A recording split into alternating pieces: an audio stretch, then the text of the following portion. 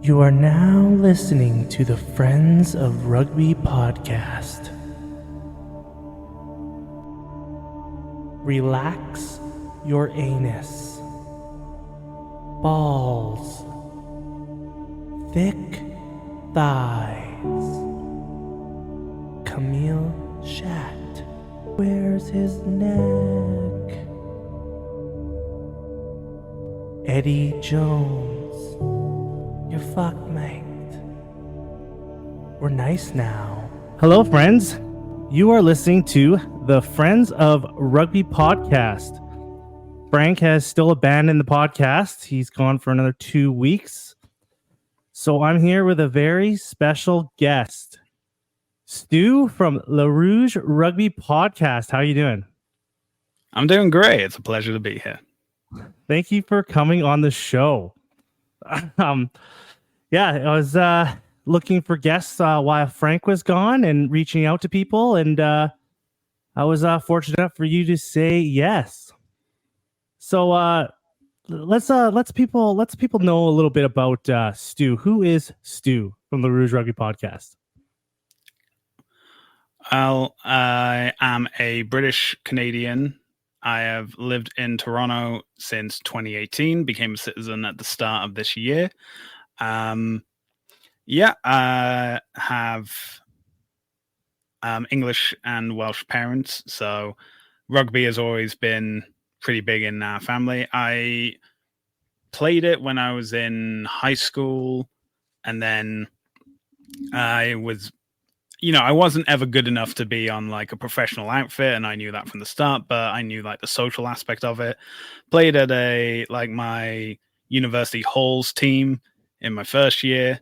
I played in a German club when I worked in Austria for a year, and then I stepped aside, and the real world came along, and I had to get a real job and couldn't pick up all the bruises that I used to, and couldn't take all the time off to allow things to heal. So I stepped away from the game. When I came to Toronto, I think that weekend I went to my first rugby game in Canada, which was the Ontario Arrows playing the Glendale Raptors in a 2018 preseason or postseason exhibition season fixture, and the Ontario Arrows smashed it. And then a few months later, the Toronto Arrows were introduced as the rebranding of the Ontario Arrows. They were my team when 2020 came along, and all that fun stuff that we're all trying to repress. I was approached by the guys at Rouge Rugby to come on as a co-host. So Dan and Derek reached out to me, and I've been with the podcast ever since. And how did that interaction happen? How did that come about? How did you guys meet? So I knew of Derek because he did, at the time, I think it was like the Last Word on Sports. And I'd met Dan a few times at Arrows games. And I think the last time we all saw each other in person was the 2020 preseason launch for the Arrows that was held in Toronto. And then it was just a conversation. It just ended up being a message on I think like Facebook Messenger or something, just from Dan asking if I wanted to be on the podcast. And I said, yeah, sure. And I thought it was just as, like a guest coming along as like, oh, you're a fan of the Arrows, come talk for a bit. And then it emerged that they wanted me to be one of the co-hosts. And then when Dan had to step down because of the birth of his second child, he was the host. He was the one who was like guiding the conversation. When he stepped down, I took on that role. And then Derek and I have just been, making moves with the podcast ever since. We've introduced, our focus, as we say, is like we focus on real Canadian rugby, which is also the motto from the dearly departed Bill Webb. So we have I would like to talk about him later too. Yeah, no problem. But we've like interviewed some like amazing, like people I never thought that I would ever get the chance to interview, like DTH Van der Merwe, Jess Hassler, Karen Pakwi, you know, Olympians, guys that have been to the Rugby World Cups, and getting their opinions and stuff. And it's just been absolutely fantastic. Obviously, with the end of the Arrows, focus on MLR has obviously waned this season. But, we're still keeping interest of like, oh, these Canadian guys are still in these teams, so keep an eye out for them, so on and so forth. And we obviously knew that coming into this year, but we're trying to pick it up. We know that there's lots of interviews that we want to do for the remainder of this year. Obviously, it depends on player availability and coaching availability as well, because we know that there's some people that we want to interview, but their focus is the Olympics or the WXV or like the Pacific Nations Cup coming up. So obviously, we can't really interfere in that. And most people have been fantastically supportive. Everyone involved in the Arrows was incredibly receptive of what we've done, and now those players are now playing in other MLR teams. We've been reaching out, and I understand, it's a professional athlete. That's their job first and foremost, and some people can't respond to us, and we fully understand that. But those that do respond, whether it's to say, "Oh, sorry, I'm busy," or "Yeah, I'd love to talk," is like, it's just great. We just want to get the word out about Canadian rugby as best as we can. I think you guys do a really, really good job at that. You opened up a can of worms in that opening speech there. I got to catch up here. First of all, what position did you play back home? It was hooker or prop again, because I wasn't good. Is that it wasn't really like specialized.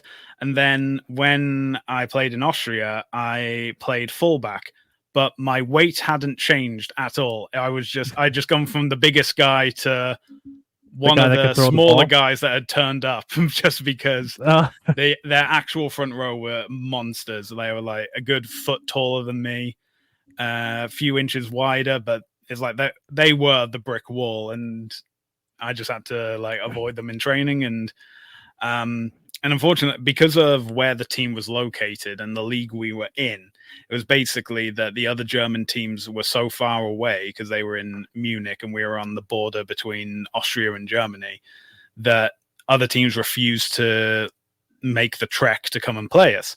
But as a result, we would then get a bonus point victory automatically. I think it was something like 50-0 was the registered score. So when we played the other teams, we at their location, we would more often than not lose, because it would be a game of 15 and we would only have like 16 players. Everyone was exhausted by the 60th minute, and but they never made a return leg, so never got relegated. So it all worked out. Just got the buys all the way to the top, made it to the playoffs, and all the way to the middle. Yeah. What was surprising about Austrian rugby? Like, was there anything that like really shook you? Was there any kind of rugby culture shock? I think it was going into it. I didn't expect first of all, I didn't expect a German rugby culture. But from what I found out, a lot of the guys that played would be in the situation of, so for example, the reason why I was in Austria to begin with is because I was working for Red Bull at the time, and they were based in Salzburg, which is on the border of Germany. So there would be a lot of English guys. I think there was a couple of Americans who, couldn't play American football, and this was the closest thing. So they were involved. We had a few Europeans. Like I had a Spanish player that I would, he would drive in and I would cycle to his, so I could get to the ground. And yeah, so our opposition also featured a lot of university students who were doing like a year abroad in Germany, and they would they would just join a team and play while they're out there. And the second thing, and this was like my first experience of how the weather affects the rugby season is that it would play September till November, and then April until like June, because the ground would be frozen for winter. So you obviously couldn't play during that time.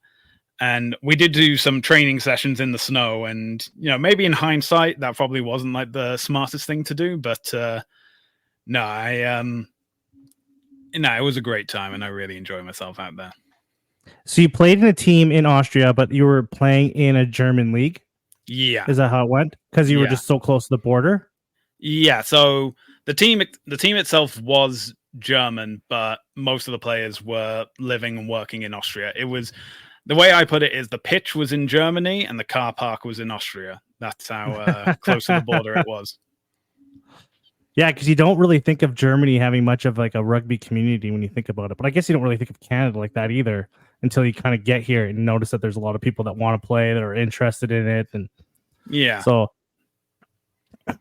is that like the first? Because like I think one of the best things to do if you move abroad, join a rugby team.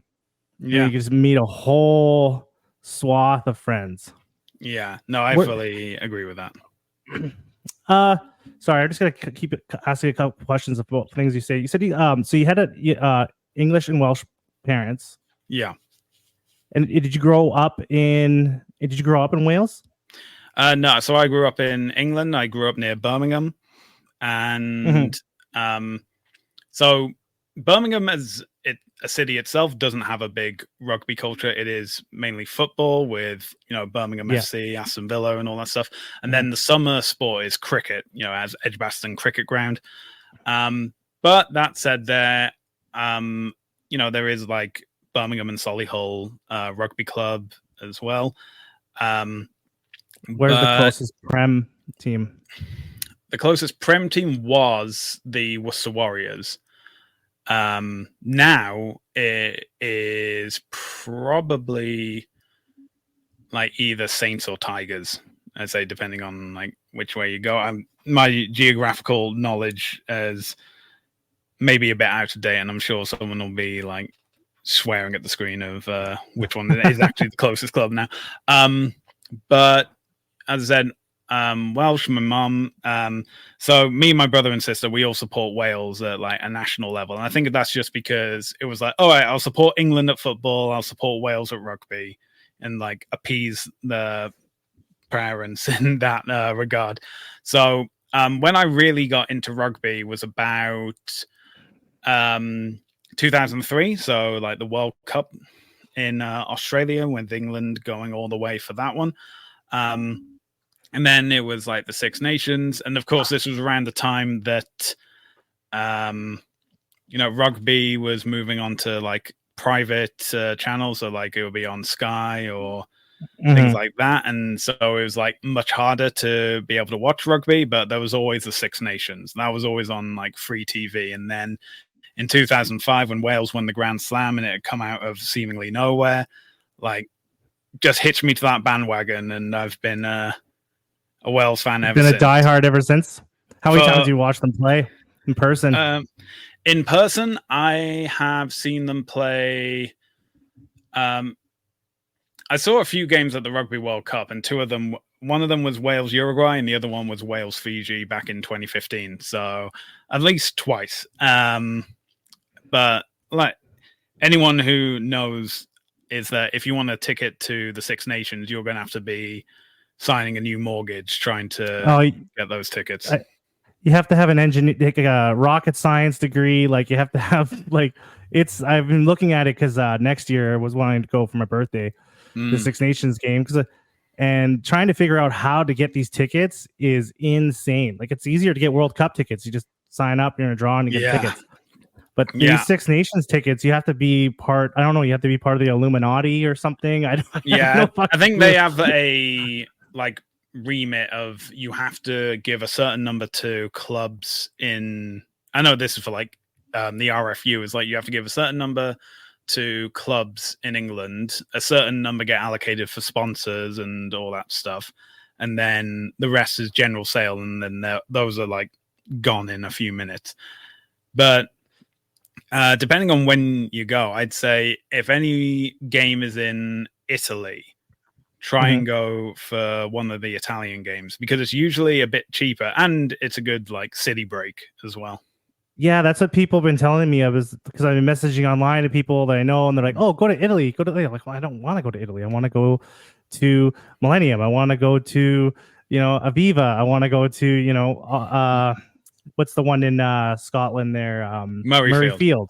Yeah, I want to go to Murrayfield. I don't want to go to where do they play in Italy? Do you know the stadium they're home? Stadio Olimpico, I think. But yeah. But that's the thing. Well, that's the thing. France normally play at the Stade de France, but because of the Olympics, they didn't this year. And I think that.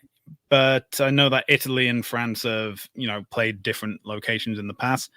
But then again, it's just going for like not just the rugby; it's going for like the nightlife, the atmosphere as well.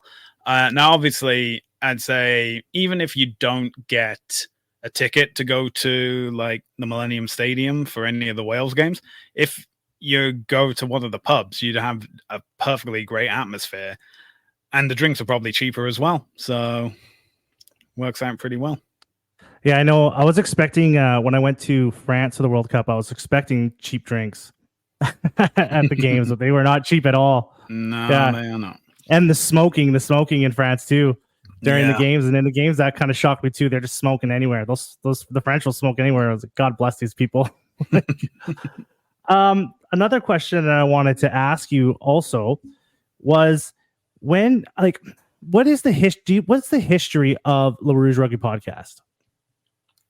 Well, I can only really know the history from when I joined, but according to like Dan and Derek, from what they've told me, is that the idea came about, I think, like just before the 2019 World Cup in Japan. And it was both of them realized that no one was really talking about the tournament from like any of their sports outlets that they were watching or reading and stuff. And so they were like, hey, let's do a podcast. Let's do it on Canadian rugby. And, we've got a team in MLR with the Toronto Arrows, so we can talk about them. And then, and then the rest just fell from there. So they had been going on for a while, because I remember, before the World Cup, listening to the Rouge Rugby Podcast. So they've been going on for a few years now. So it must have started 2017, 2018? No, 2019. So it'll be the Rouge Rugby's 5th year this year. How many episodes now? So we have today, I think we posted our 207th episode. Wow. That's quite a feat.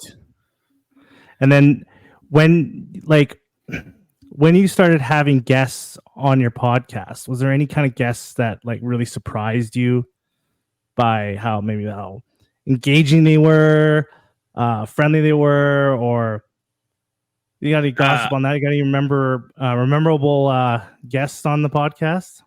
I think that for the most of it, I think when guests come on there, even though we like break down and say like, look, we pre-record, so we edit it. So if there's anything you want to say again, by all means.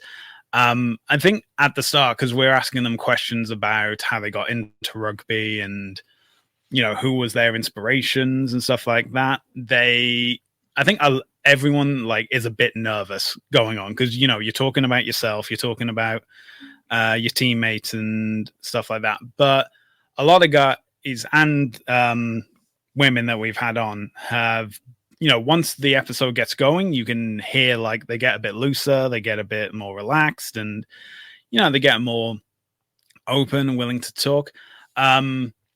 One that sticks out for me personally is that we plan to interview Jeff Hassler, and because he was only available because I think he was based in Austin at this time. So obviously there was like time differences. And the plan was, okay, we're going to interview him Sunday morning. And then once we've done that episode, we'll do another like general news episode.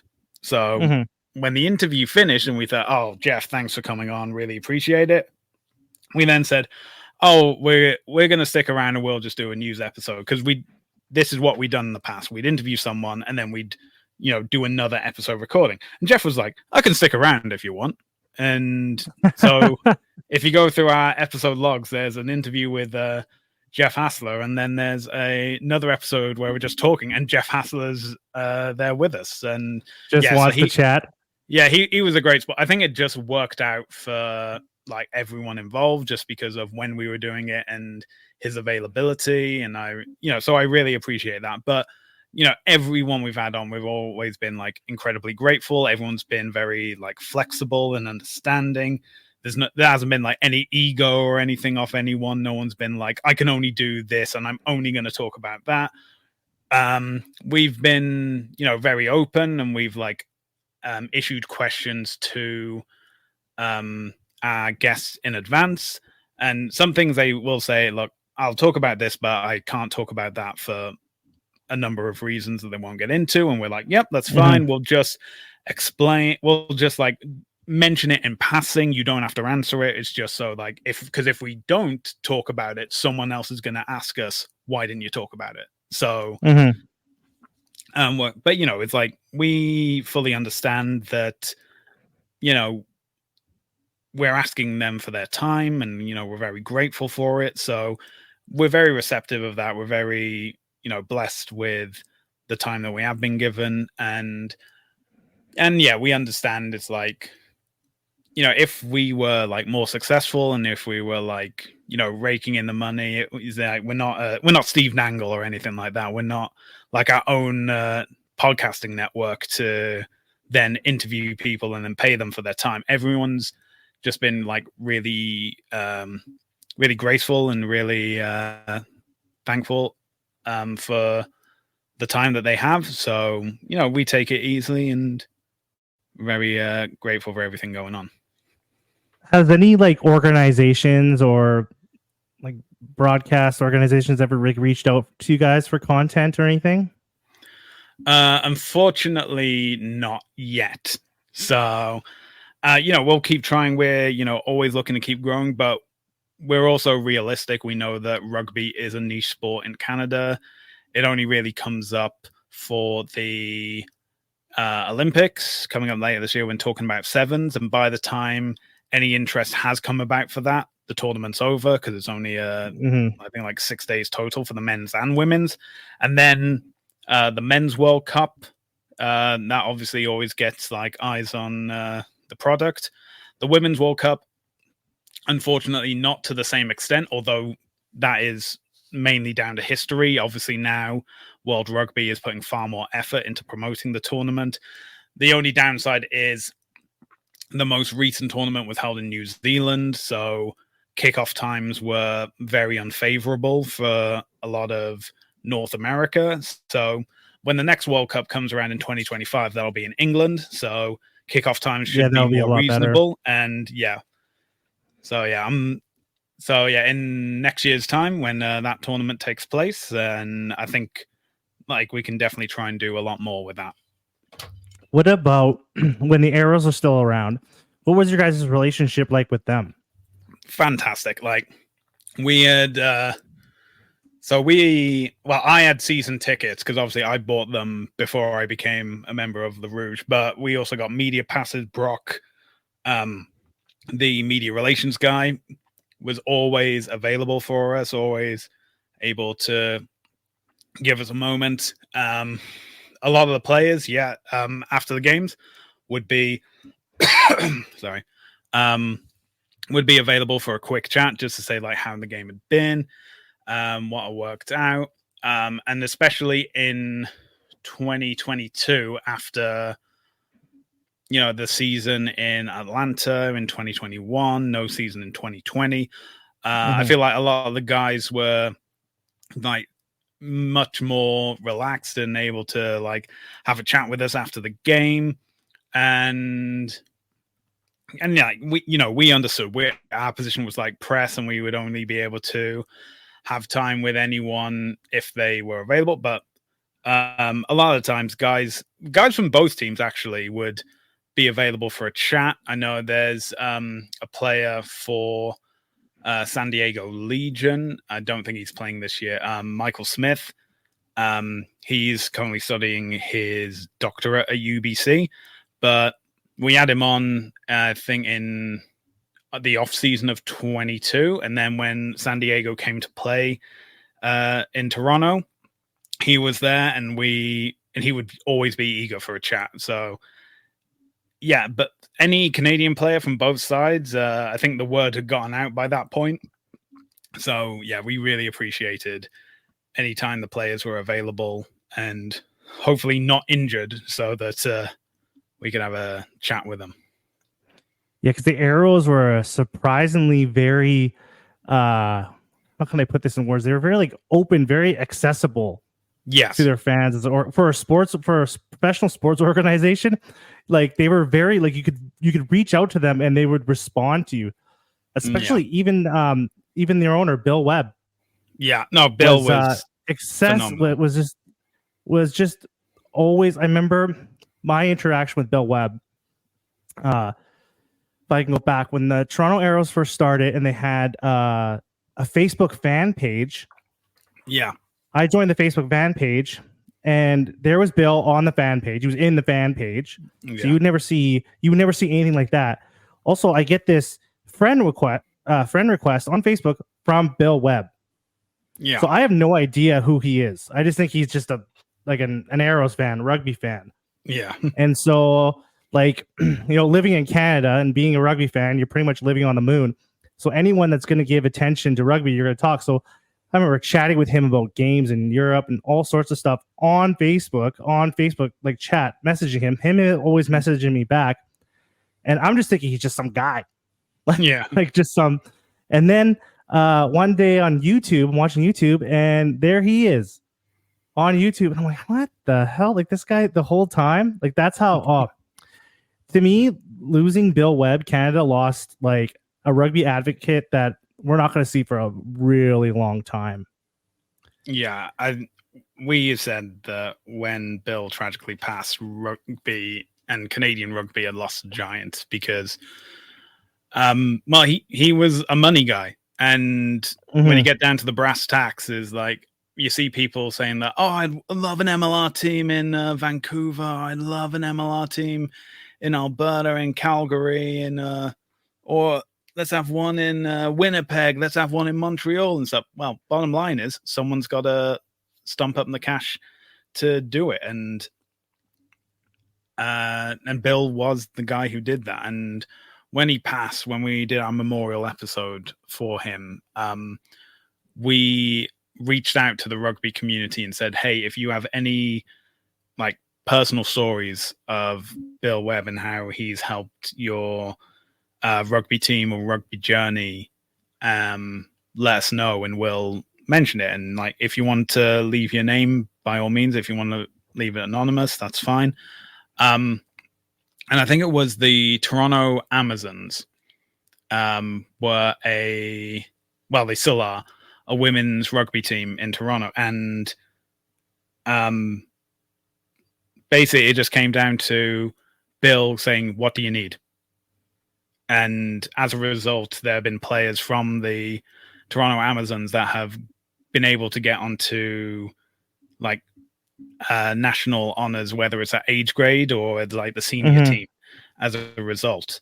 And, their financial position is a lot better. Likewise, TIRF, Toronto Inner City Rugby Foundation, Bill was a huge help in that as well. And when he passed, and you see all these organizations just share their grief and their stories of how important Bill was, it's a real testament to the man. And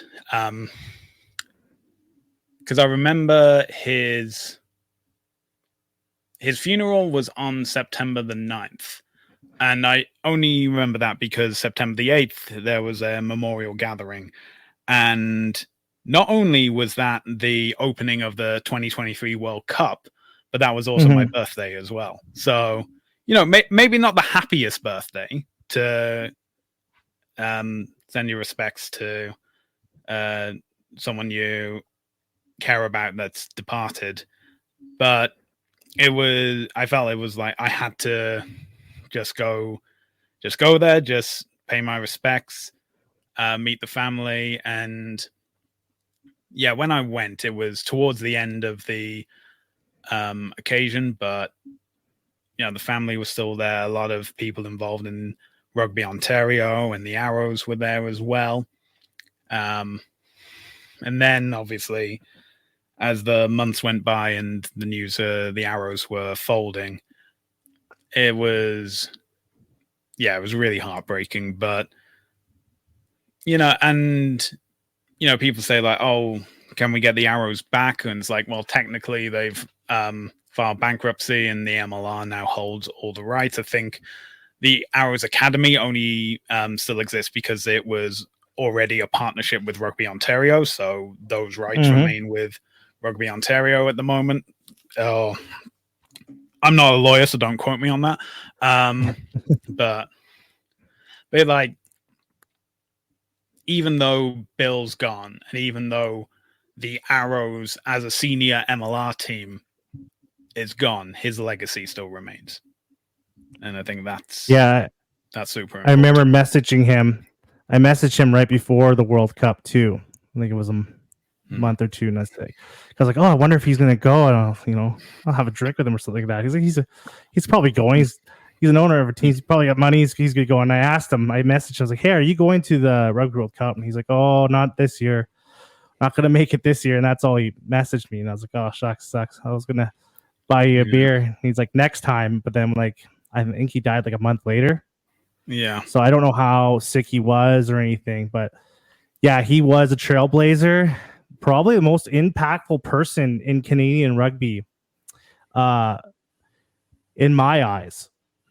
Like, when you think of someone that's done, like, who is like done, like, who in Canada has like brought rugby to the forefront as much as he has, by like with the Arrows, like bringing a professional team and stuff like that. Like, that was huge, especially having like a professional team to cheer for.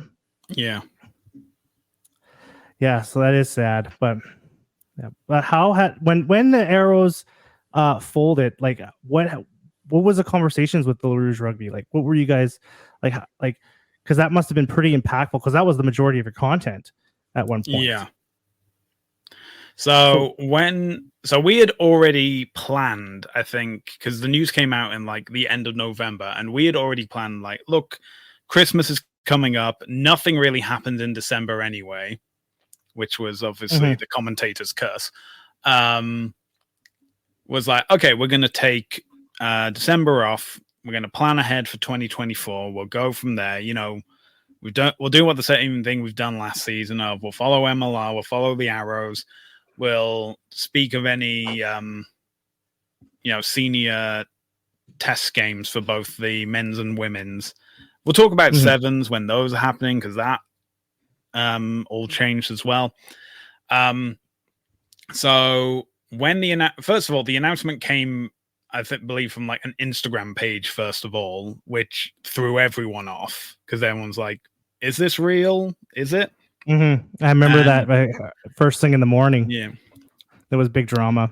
And then as the day went on and we were looking for like more sources of information, reports came through from trusted websites. And then finally the Arrows and MLR put out a press release saying that the team would not be competing next year. And now I know that people were like, oh, it only says like next year, maybe they'll come back in 2025. I knew immediately, like, no, the team's not coming back. This is it. Like, and that's just because other MLR teams have put that out, like the Austin Gilgronis or the LA Giltinis. They had put something out like that. And it's like, well, they're not here anymore. So no word on them either. So, and then obviously like a week later, New York folded as well for different circumstances.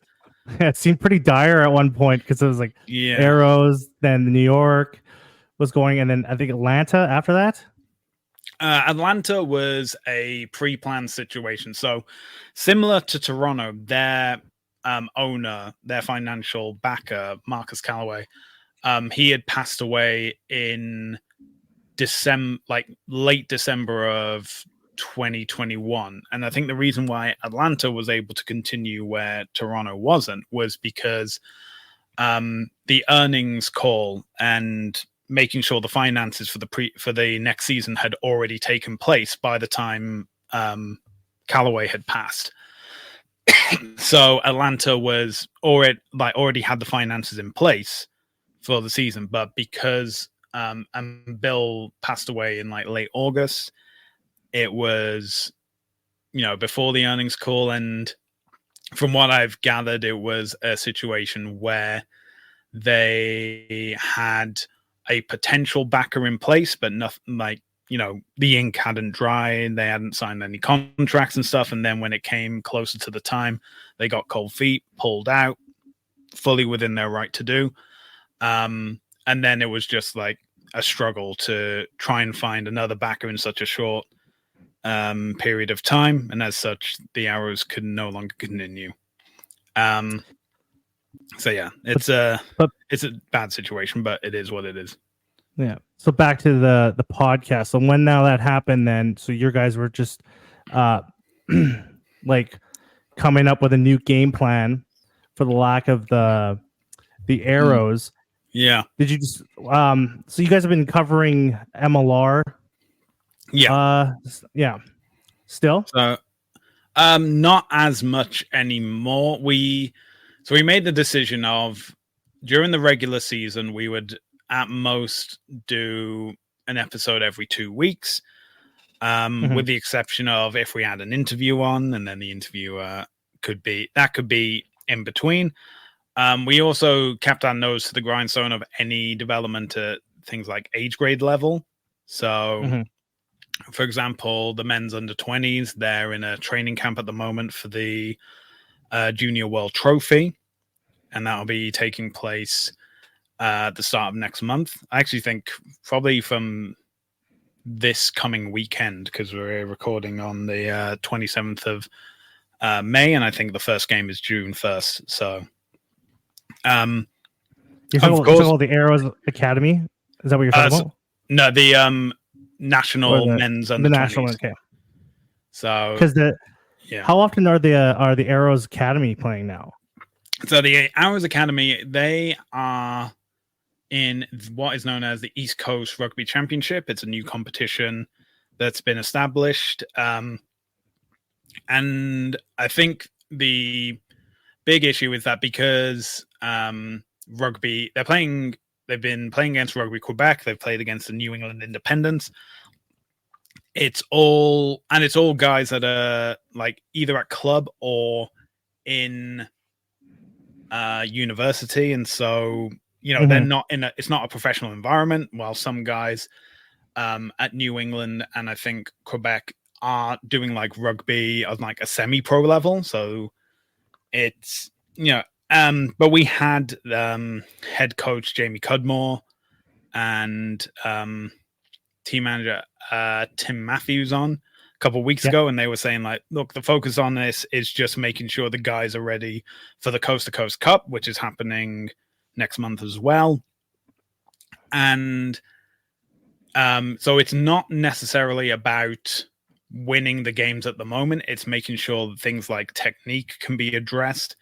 And like I said, this is the first of a new competition.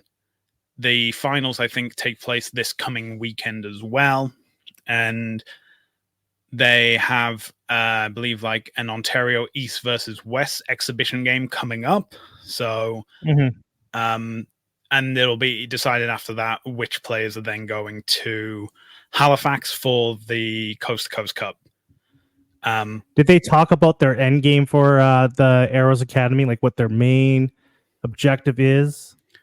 I think that what they were talking about is getting guys more experience in a high performance environment. I think there's also the realization as well of like saying, despite saying like, oh, I want, a professional rugby team in Ontario and I want a professional rugby team in Quebec and stuff like that. Sheer geography is like the big hindrance for that, both in Canada and the United States. And as a result, it's better to have these smaller competitions nearer to everyone where you have to take, you can take a coach to a location to play an opponent instead of flying here, there, or everywhere to play oppositions week after week. Mm-hmm. Do you know where the funding is coming from for the Arrows Academy? Do you know how they're being I think floated that's there? funded through Rugby Ontario, so through their partners, through their sponsors. Because there has to be something coming from somewhere to have Cudmore still there. Yeah, so I think that funding. So again, because the Arrow Senior Academy was always part of Rugby Ontario, so that's where the funding source was in place, regardless of whether the team would have been in MLR or not. So in the same way that Rugby Quebec has their funding as well, and the Atlantic Privateers have their source of funding, and same with like Rugby Nova Scotia and the other participants of the East Coast Championship. As a result, their technical season is very short. It is, I think, only like April till June. So it's fully understood that these guys could then be in a position to, work in the summer, and then when they come back, they can play for their clubs where need be. And then as you get to winter, it's obviously a bit different. And then, so because the season's so short, I think like the funding is in place that it can allow for these guys. Again, I don't know the full financial breakdown, so I'm not an expert in this situation. I was expecting you to. I'm a little let down. No, I'm sorry. Have you heard any rumblings, since you're like so connected with the MLR, like of any new Canadian expansion teams or anything? Any rumors? There's always a rumor of a team's going to Vancouver, but I don't see it happening anytime soon. I think the smart approach for Rugby Canada and the provincial unions at this point is to focus on local rather than national. And because in the Rugby Canada strategic plan from 24 through to 29, the idea is to have 4 high performance bases by 2025 and up to 8 by 2029. But the reason why they chose those years is because I believe the focus is moving to women's rugby. And that's merely because World Rugby is now investing so much in the women's game that you'd be an idiot not to take advantage of what's being offered. So you can have like high performance facilities in Quebec, in Ontario, in British Columbia. Well, they've already got one in British Columbia. That is where Rugby Canada is based. But you can have one in Halifax, for example, where the Atlantic Privateers are.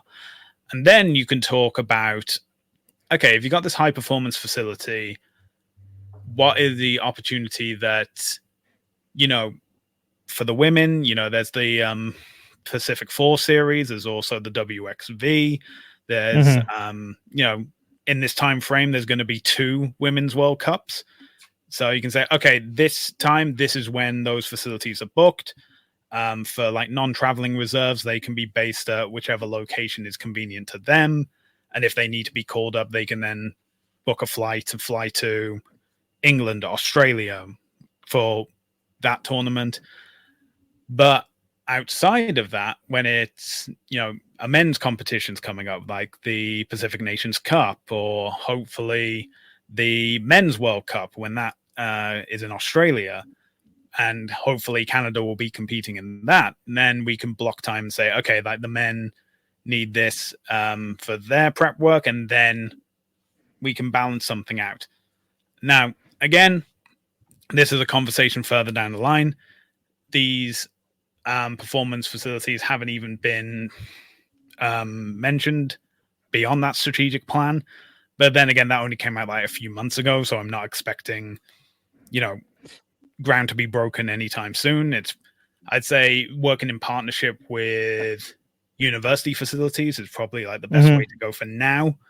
But it's one that like this forward planning needs to be done soon. And again, the focus is going to be women's rugby. But if you have then these high performance facilities, could you then have teams attached to those high performance facilities as well? So maybe it could be a situation in which, I don't know, Rugby Ontario have their team, whether that's the Arrows or a different enterprise entirely.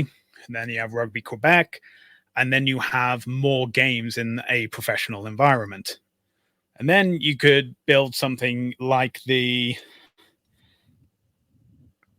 Canadian Rugby Championship, which was put in place specifically so the national team could decide on who would be able to go to the Rugby World Cup based on, playing against other Canadians.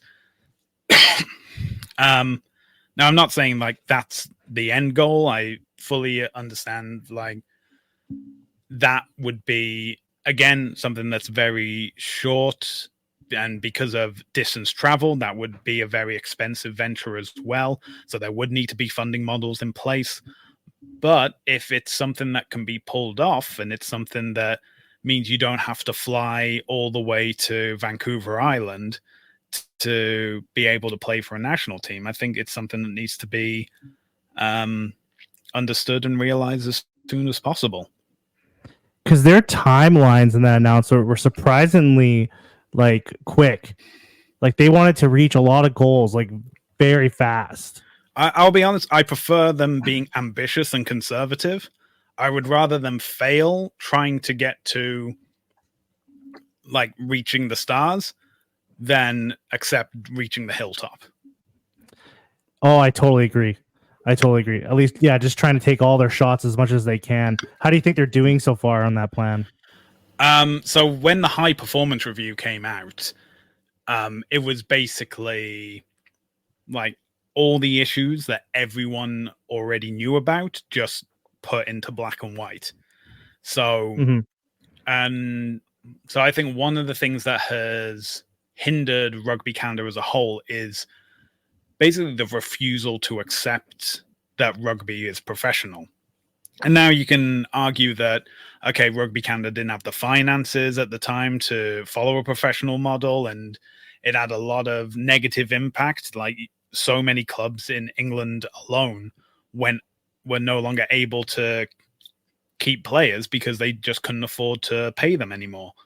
So I understand like that argument, but at the same time, by the time 2015 had come around, rugby had been professional for 20 years. And that was the last time Canada was really competitive at the Men's World Cup. So, like you look at 2019, they had to go through the repechage. The team that they came so close to beating in 2015, Italy, blew past them in 2019. And so I'd say that Canada has been in basically like digging its own hole for like 25 years. So any changes that are going to be made, especially in regards to men's rugby, that's going to take some time for things to come about. Now, I know the goal is for the men to qualify for the 2027 World Cup, and they have more opportunities for the qualification structure than they did last time out. Yeah. That was because of COVID. So make of that what you will. So what I think is that with women's rugby is that women's rugby, I'd say, really went professional around 2017. So just after the World Cup held in Ireland, I think England were like, hang on, we've got a bit of money kicking around. Let's put these women on professional contracts and see how they do. And, that's England have remained, they have been fantastic. Like, they lost the World Cup final and they were still number one in the world. That is how strong they had been. And then, of course, like New Zealand were like, oh, okay, we're going to put some money in because, we don't like losing to England and we don't want to lose to them in the World Cup. So let's put some money in now. And France followed same. Australia is also doing so with, I think it's like Super Rugby W. And so... You have the Celts. Yeah. The Celtic Challenge too now. Yeah. Yeah. Wales had made it to WXV1 last year. They weren't as successful this time around. But the caution I have is like, this seems to be following a very similar pattern to what we've seen with the men's team. Now, fortunately, a lot of Canadian players have been able to play in France or in England with the Premiership Women's Rugby, for example. But even now, there's conversations about that of like limiting the number of foreign players for teams there. Now, obviously, teams like Exeter and Saracens have been like kicking up a fuss because a lot of their best players, like Sophie de Goody, aren't English. Mm-hmm. And it's like, oh yeah, well, we could keep Sophie de Goody, we can keep this player, we can keep that player, but we can't keep all these good players that we have. And if that happens, and in all fairness, the RFU is perfectly within their rights to say, we're going to limit players, especially if England stops being competitive on the global stage, then where the Canadian players going to go? I was just talking about this exact thing you're talking about the other day. I was saying this open door that the Canadian women have is going to start closing soon to make way for the wave of women players in the countries where they have the professional rugby going. Yeah. So I was worried. That the Canadian women will start getting left behind because there'll be less spots for them to take in those professional teams because of rules like that. Especially when there's more development too, like in the lower divisions of women's rugby in like England and stuff like that, like a lot, because now that there's a professional league, there's going to be more money like trickling down. There's going to be a lot more high profile players coming up. Yeah. And like women playing like community rugby, because right now like the women are playing like in like community rugby teams in Canada and making professional teams. Yeah. Like around the world. Right. But that door is going to start closing. So like Rugby Canada is kind of like in a race right now to make sure that the women can keep up, right? To keep developing that talent.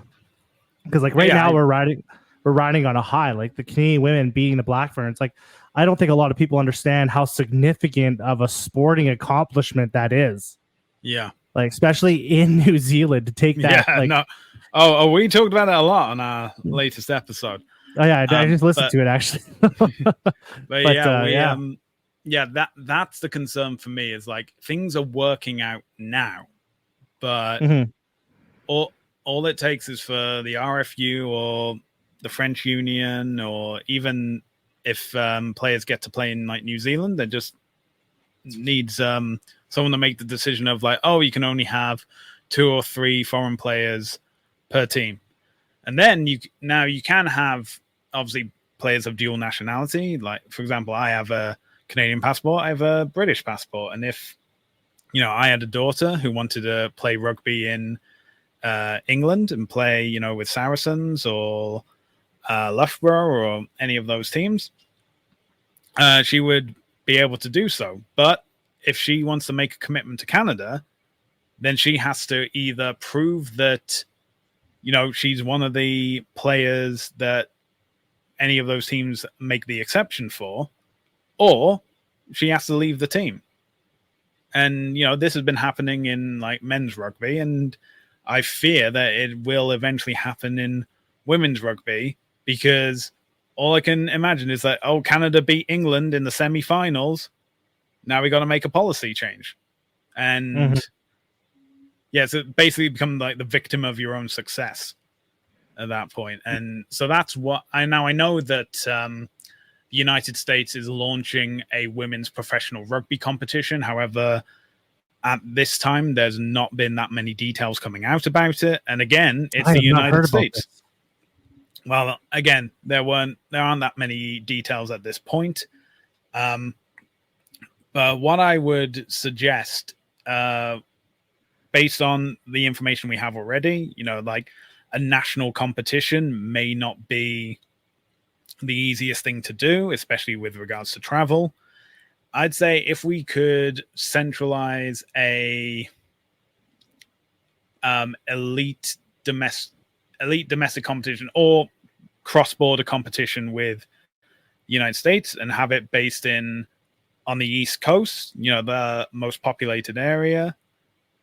You can then have teams from Ontario, teams from Quebec, teams from New England, teams from New York and stuff. And they don't have to be in the middle of, super expensive cities and stuff, but they just need to have grounds that can be played at. And if they can have a level of domestic competition, again, it doesn't need to run, all year. It just needs to run in like the springtime. And, if we can keep the travel distance to the minimum for the time being, and then, if the money comes, if the sponsorship comes, and then we can look at like expanding further out. But something needs to be in place because this safety net that the other unions are providing at the moment, that can disappear. And no, exactly. We're in a lot of trouble. Yeah, we don't want to see the same thing with the men went through too, because you're like talking like in 2015, like we're like extremely competitive against big teams, and then we get to 2019, and then and now, like it's a completely different story. Like just in like under 10 years, just like almost like a really like a complete collapse, like a ghost almost of what they used to be, which is really sad. What's your idea? What's your thoughts before we wrap up here? Like on an anthem type situation, like how was it Rugby USA putting in the anthem team? Like what's your thoughts on like a team like that for the men? First of all, I think that this year is not the example to look at. I think because of the departure of New York and Toronto, having a 12th team really benefited. But because it was so last minute, the dispersal draft were basically third or fourth choices from other teams coming over and stuff. And then you obviously have the foreign players. Obviously, it's much reduced. So I can see Anthem probably being a lot stronger next season when they've had an entire off season to build towards it. I think they basically only had like 4 to 6 weeks to get this team off the ground. But I think as well, the idea is we can't put all our eggs into the MLR basket as well. I think that, we can have certain men's players go and play overseas. I think getting overseas knowledge and coaching is going to be incredibly beneficial. Anything as close to year-round training would be, fantastic for these younger guys. And as much as I want to say, there is no like easy answer for this. There is, I would say that having something is better than having nothing. So if there was like like Maple Leafs Academy that would play in MLR, I'd say absolutely, sure, we can have it based in BC, whether that's at the like Starlight Stadium or elsewhere, just for the sake of like travel ease and stuff like that. But again, it's, you're probably going to need the funding from World Rugby to help support it as well. And my only concern is, come the 2031 Men's World Cup, once that's done, does Anthem still continue? Does it get bought out by someone else, or does it just get does it cease to exist now that its purposes have been completed? Obviously, these are questions for someone else to answer. So, yeah, I'd say, like I say, something's better than nothing, but we need to have like proper planning and not just 4 weeks. Here's our third choice scrum half. You can go play instead. Yeah, like my personal opinion, whatever it's worth, is I always think that like Rugby Canada should be trying to use more resources, getting players in professional setups in countries where they have the infrastructure and the professional setups, like in Europe or in Australia, New Zealand, like trying to get these players. I don't know how exactly you would do that, but like, yeah, just getting these players over there to get that experience, because we lack that infrastructure and that talent. That's what I personally think they should start doing. But you can go on with a plethora of things of what they should do. I don't think anyone really has the answers. Well, Stu, thank you for coming on the podcast. Thank you for having me, Stephen. Yeah. That was some good conversation we had. I got a little nervous at the beginning. I kind of like went blank there right when we started. I was like, oh shoot, what was I gonna say? Fuck. But where can people find you? Where can people find the Rouge Rugby Podcast? You can find our podcast on our website, therougerugby.ca. We're also available on Spotify, S4P, and Apple Podcasts. We have a YouTube channel at the Rouge Rugby, so make sure to like and subscribe, hit the bell notification. We're also available across social media, Facebook, Twitter, TikTok, Threads, all at the Rouge Rugby. But if you want to find me personally, you can find me at Hardman, spelled H4RDMAN. All right, what's Twitter? I don't know what that is. I'm just kidding. FKA. Well, thank you. Subscribe to X. No. And you had that when I asked you where we could find. You had that saying down, Pat. Like you went through that. I've done it so many times. It's there in the back pocket, ready to come out. Well, friends, if you have any questions for us, the wish.com of the Rouge Rugby Podcast, you can email us at the friends of rugby pod at gmail.com. All right. Thanks again, Stu. Thanks again. Much appreciated.